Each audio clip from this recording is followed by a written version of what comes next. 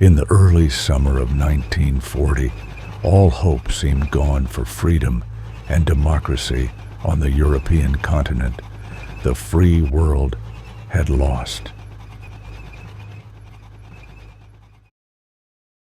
The America of the 1930s is not the America most of us know today. It was strongly isolationist. Among many in the country, the feeling was that the conflicts of Europe and the world were not America's conflicts.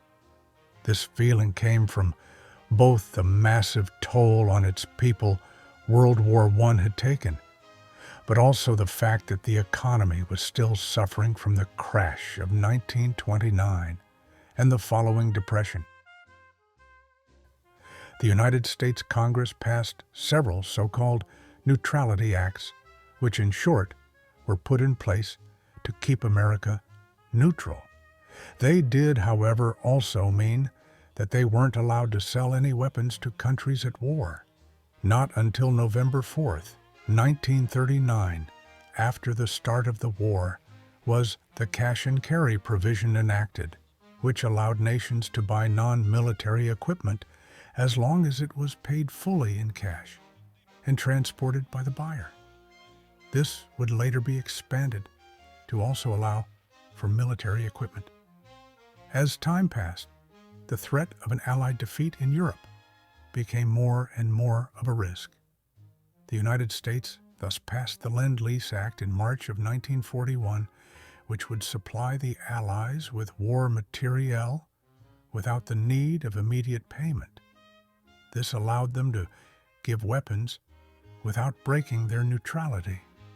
This act not only kept Britain afloat during the darkest days of the Blitz, but also allowed Soviet forces to halt the German advance on the Eastern Front.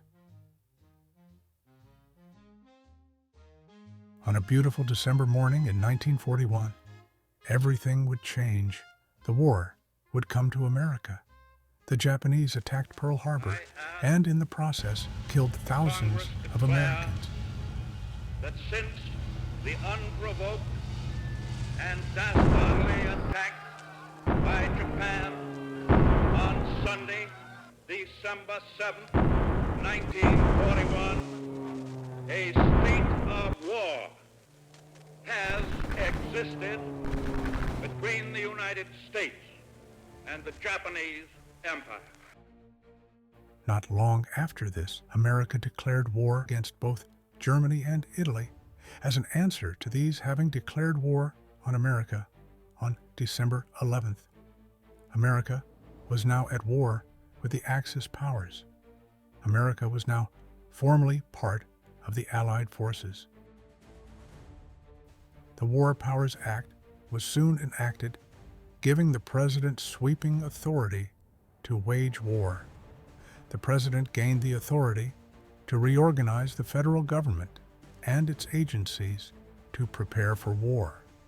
The powers given to the president were so extensive, some were even afraid it might hurt democracy, including tools to use propaganda and censor media.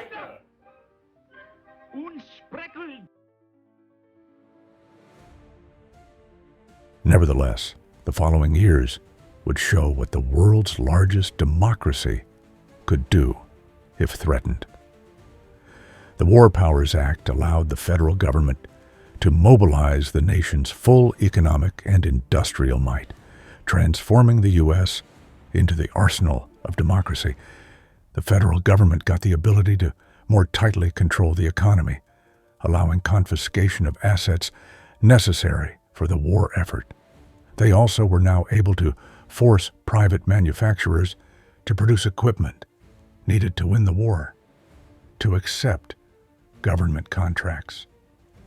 The War Production Board was created to facilitate the transition from a peacetime economy to a wartime economy, and make sure the president's new powers could be put to use. The industrial power of the West had just been awakened. The economic crash of 1929 meant that for a long time cities Their industries and the people had been suffering through times of low employment, low demand for goods, and an economy unable to provide any meaningful growth. The Depression had America in a chokehold. The middle class was dead, and with it, the American dream. War brings destruction and death, but in times of great adversity, it can unite a nation in unprecedented ways.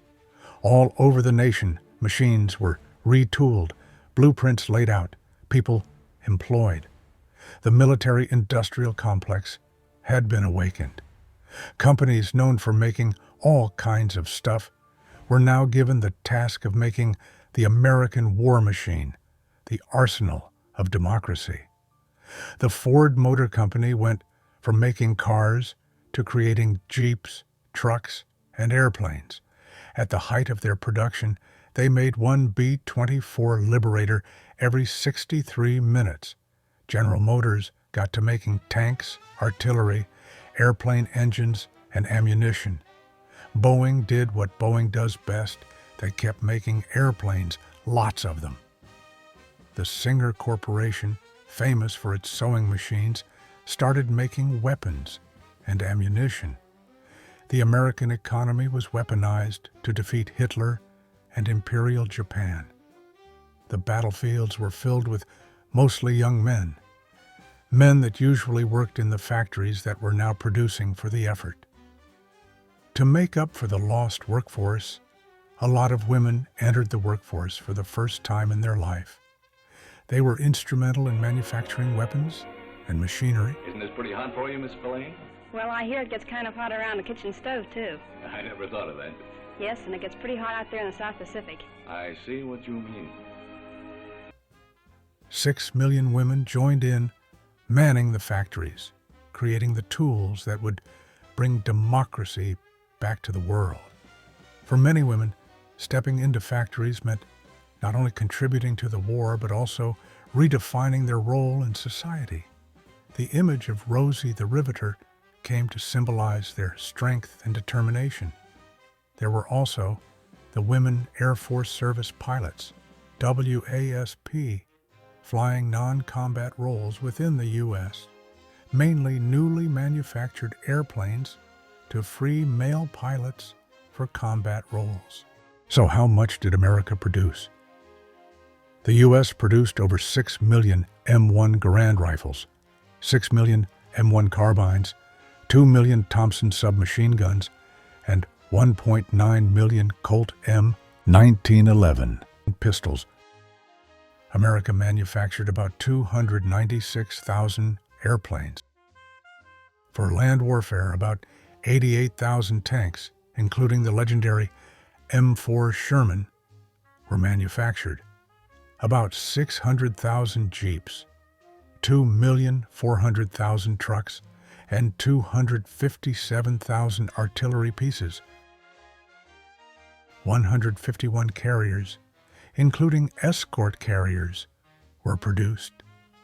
They also made 10 battleships, 203 submarines, 563 destroyers, about 500 torpedo and patrol boats, and more than 1,000 amphibious landing ships. There were also 2,710 so-called Liberty ships produced, a standardized cargo ship to keep supply lines to Europe open by flooding the oceans with more ships than the German U-boats could sink. They were built so fast that some only took 4 days to complete. And to really put in numbers how focused on winning the war America was, only 139 regular cars were made during the war. The economy was fully invested in victory. This unparalleled industrial output was not just numbers on a page. It was the lifeblood of the Allied war effort, ensuring that soldiers on every front had the tools they needed to fight. The American industrial base paved the way for the Allies to win back Asia and Europe and restore peace. It also laid the foundation for what would be the world's largest economy and for the rebirth of the American middle class. This extraordinary mobilization of American industry and society during World War II not only shaped the outcome of the war, but also set a precedent for what a united nation can achieve when faced with a seemingly impossible task.